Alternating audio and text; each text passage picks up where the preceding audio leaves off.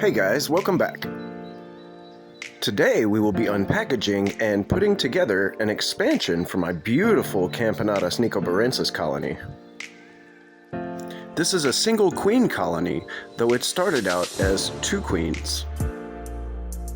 When the queens reached about 25 to 30 workers, they started to fight and had to be separated. Both colonies are still alive and going today. But this colony has the much more prolific queen. These gals have a population of over 1,000. The other colony is mere hundreds. So as a reward, they'll be getting an expansion. All that and more right after the intro.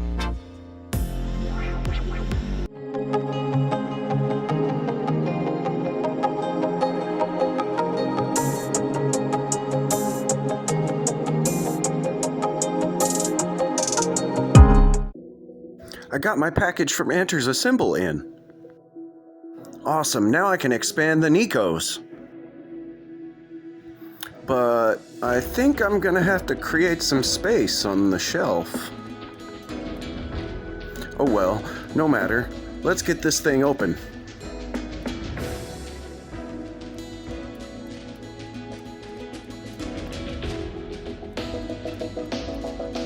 So this is a product by a company I really love called Naturalistic. Their products are high quality and their pricing is amazing.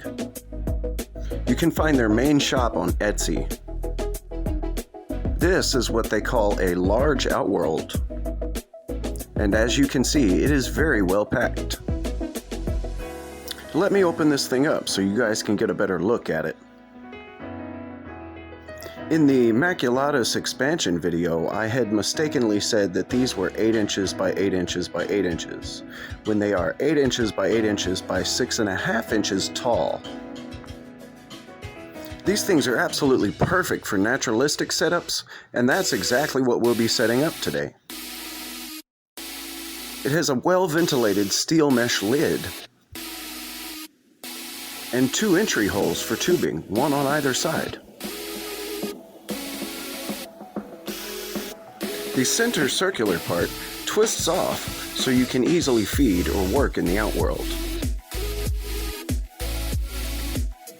And here we have our pieces for the tubing connections. So we'll go ahead and get these unpacked and set up. We'll do a quick sort and separate. Here's the piece we need. And then this separates like a cable clamp. It's a very secure and smart system if you ask me.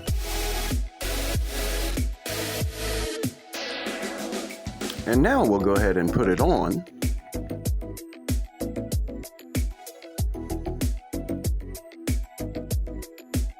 And this is one of their ventilated port blockers. And they secure tightly into the cable clamp with just a push. And now we'll set up the other side the same way.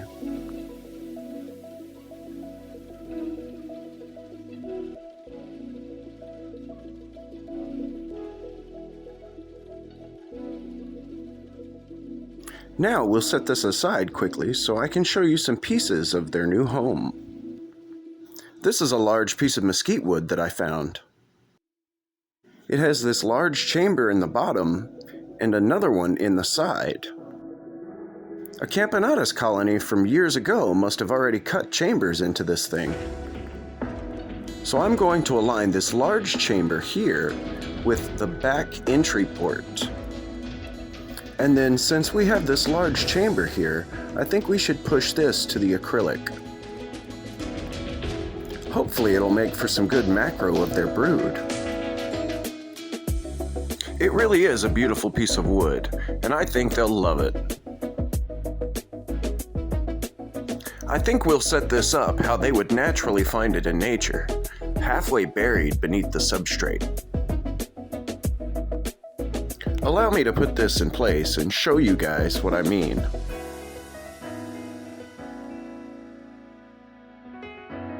You see, Right here, we'll still have the back chamber lined up for good macro shots. And on the side will be the same. Now, I had to cut this piece of wood just a little short to get it inside of the box, so we'll use this rock here to shore up the difference. And this piece is what everyone in my area likes to call cedar bark, but I think it's actually called mountain juniper. And it has this beautiful little pinhole that I think we could make as a good nest entrance for these gals.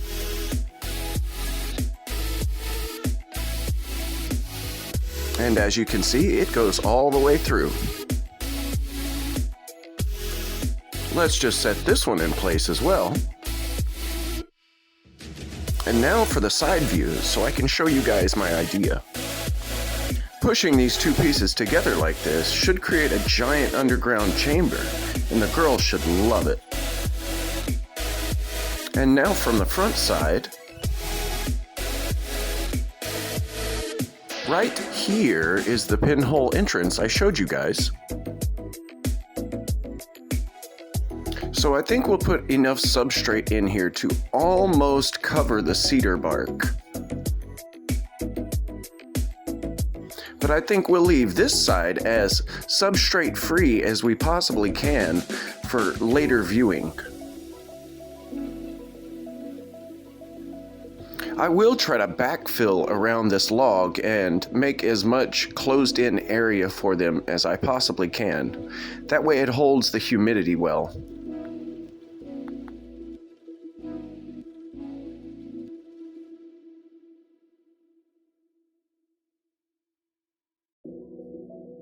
And as for our gap right here, I think we'll fill it with substrate, but they'll still likely build tunnels down here around the rock.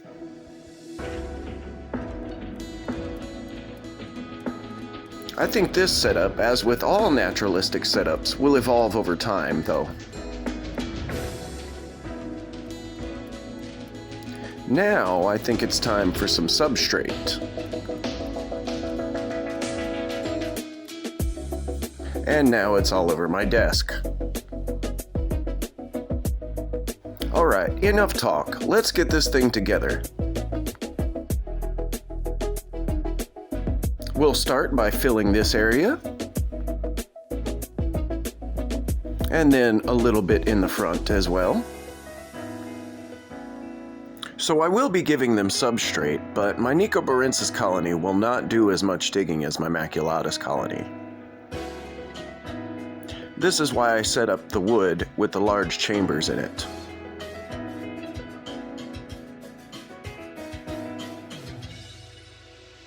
This back area here will be great for recording macro. The same with this side area here. I will be backfilling some substrate up around the log as much as possible, and putting leaves and rocks in here as well. They love those kinds of things in their nest. They are called carpenter ants for a reason. They're builders by nature. So I think we're ready. But this video is already long enough, so you'll have to stay tuned till next time for their move. And if you made it this far into the video, remember our secret word, expansion, for a future giveaway. Thank you guys so much for watching.